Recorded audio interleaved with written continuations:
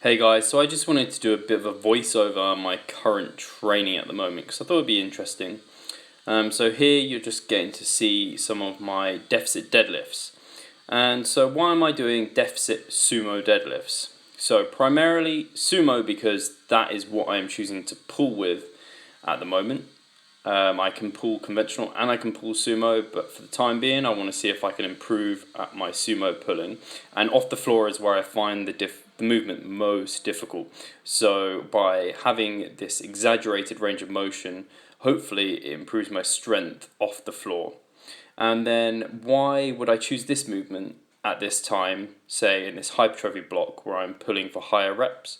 Well, it's quite specific still, but less specific than just straight off the ground.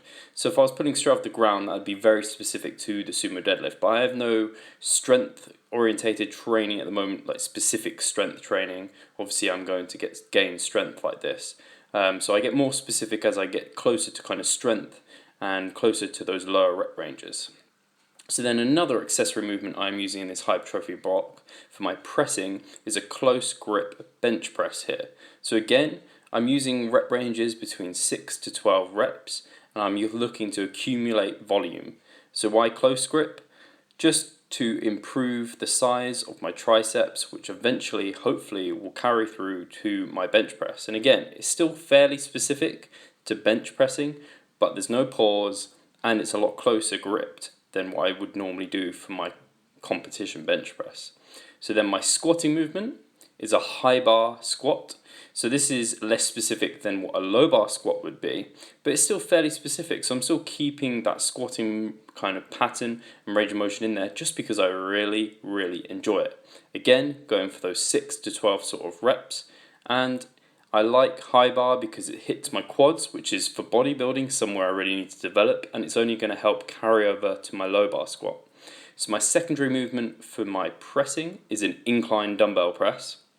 So here, again, it's just nice to get some extra kind of pressing and hypertrophy into more of the shoulders by being incline.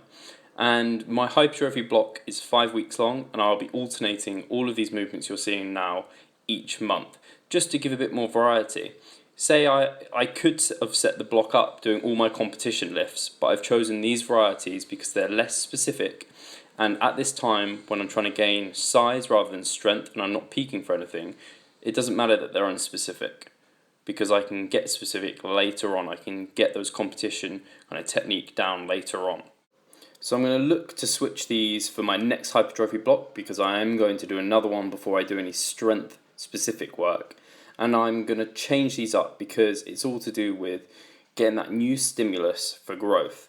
After a month, that's great. I can keep building, but then it's nice after that month to kind of, it's called deleting out and then replacing with a new movement that's going to stimulate more growth. So that's how my kind of main training is looking. This is an overview of a GPP circuit that my Team Revive guys are doing this week and I will be doing as well.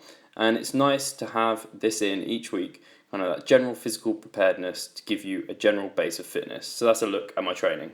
Guys, just want to add, if the demand is there, I can go way more in depth on my training. That was a really, really brief overview of, well, general physical preparedness and what a hypertrophy block and kind of phase potentiation cycle kind of is set up and how you get less and more specific. My favorite word seemed to be specific. Anyway, I'll leave it there. Let me know if you'd like a more in-depth video on that. Cheers, guys, and revive stronger.